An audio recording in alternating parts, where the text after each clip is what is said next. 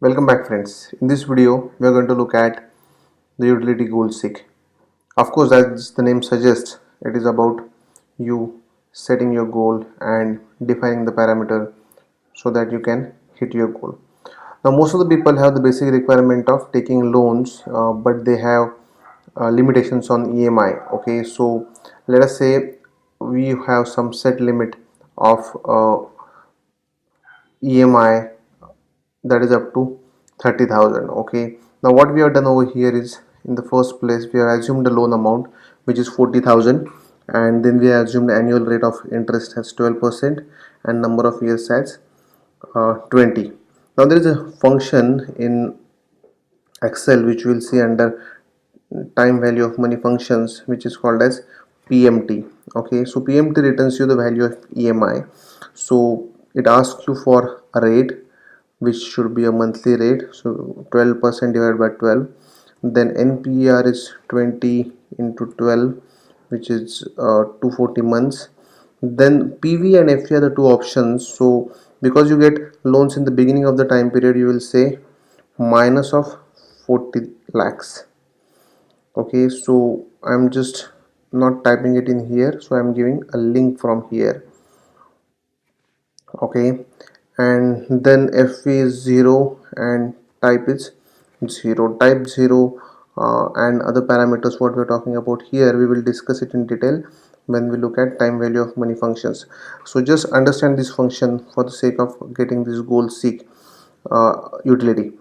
Okay, so let us see what the value is, which is 44,043. So that is the EMI that you are getting when the loan amount is 40 lakhs. Okay, but as we said earlier, your limitation to pay the EMI is, let us say, 30,000. Okay, and there could be reverse case as well, that limitations to pay EMI is higher.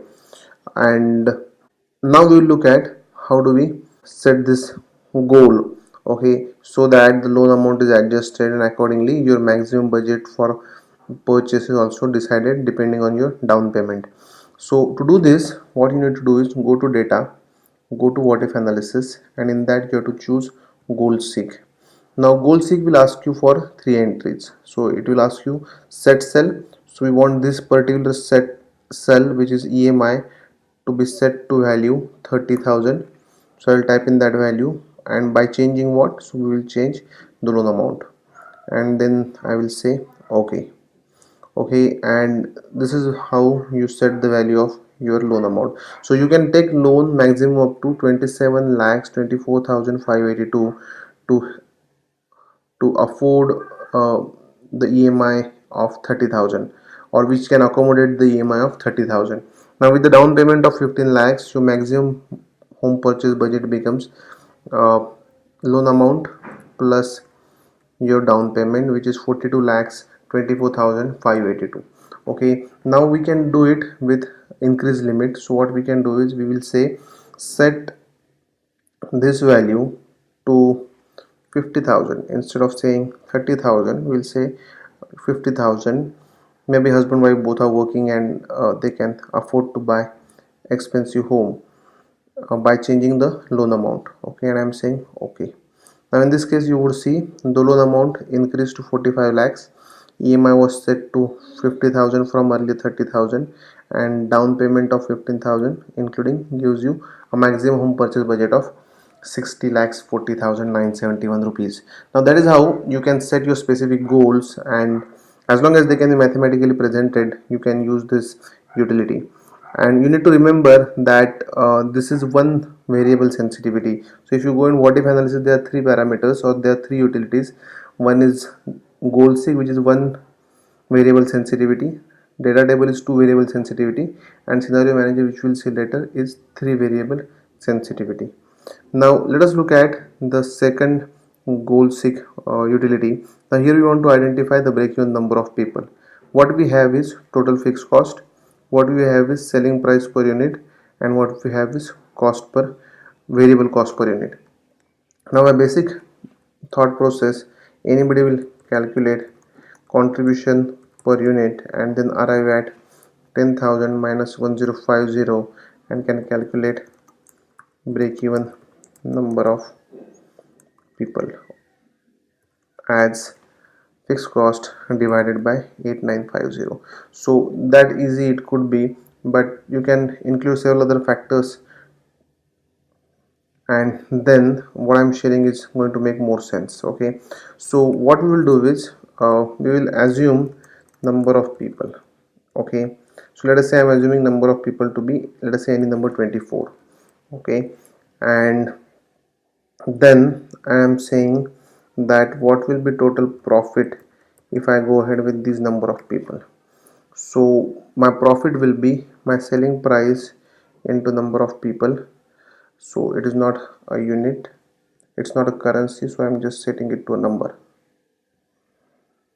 Okay, so profit is going to be number of people into selling price per unit minus number of people into variable cost per unit.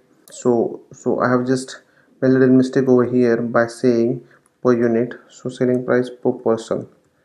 Okay, variable cost per person. Okay, and so this is number of people or number of persons. Okay, so profit will be number of people into selling price per unit or per person minus number of people into variable cost per person minus total fixed cost.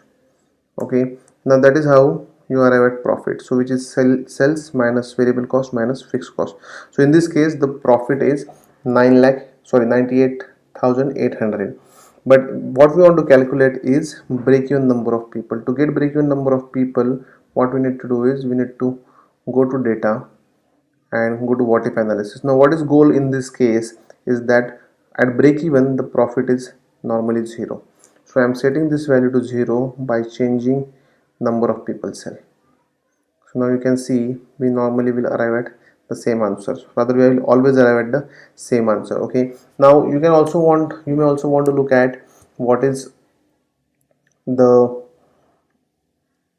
number of people which will earn me a profit of 2,50,000, for that matter, for the sake of discussion. Okay, so what we will do is we will go to goalseek and then we will say set this profit value to 2,50,000 by changing number of people. Okay, and then just say okay, and you will see your target becomes 41 people to hit this kind of profit level. Now this is how the goalseek utility works. Very useful utility many a times. Definitely EMI1 is much more beneficial and much more commonly appreciated. People with finance background, business background may want to use this for break-even calculation, and there are other areas where you can further extend the use of goalseek depending on your need. Sometimes we have seen people balancing the balance sheet using the goalseek function, which is not advisable, but if you extend your logic and imagination, goalseek could be used in multiple places. So that's it for now. Thank you very much. We will see you in next lesson.